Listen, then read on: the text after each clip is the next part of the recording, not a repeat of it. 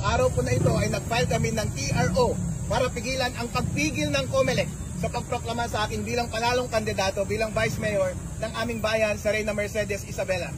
Tandaan po natin, sa isang demokratikong sambayanan katulad ng ating bansa, ang pinakamahalaga po ay ang direktang mandato ng taong bayan. At hindi dapat yan pwedeng mabuwag ng kahit na sino mang nagmamagaling na appointed official lamang, kahit national pa man, katulad ng mga commissioner ng COMELEC. Para ako'y pigilan nila sa aking pagkadeklara, kailangan nilang magbigay ng napakabigat na ebidensya para patunayan na ang sinasabi nilang fake news ay totoo ngang fake news. COMELEC, kayo talaga ang fake news dahil yung 3.5 na nasa loob ng lahat ng makina sa araw ng eleksyon ay hindi yun yung na-audit na nasa source code audit report.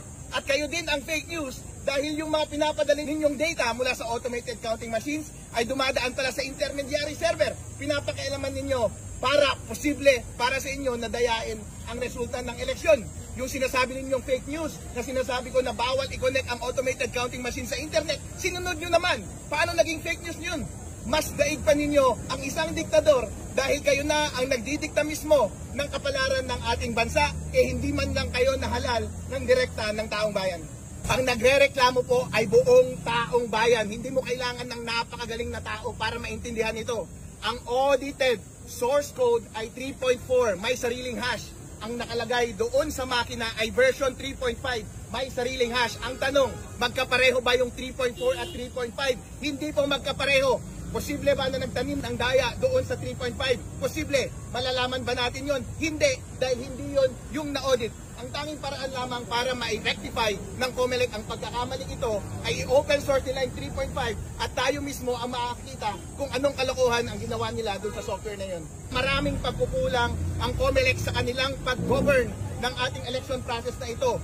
Una, sa software, hindi tamang software ang nilagay nila doon sa makina. Therefore, posible ang daya. Wala tayong confidence doon sa integrity ng resulta ng eleksyon.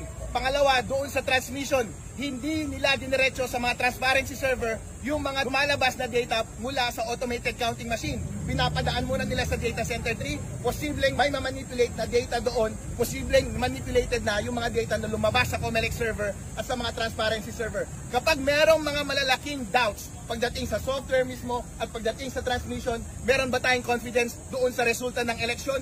Wala! Kahit ako ay nanalo, sinasabi ko sa inyo, itong lahat ng sinasabi ko ngayon ay naninindigan ako para sa susunod na eleksyon, hindi na mangyari ang ganitong garapalang pandaraya.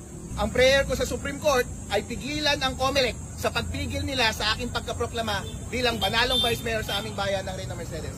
Marami mo pong lalabas na balita at kalokohan ang COMELEC nag-upload.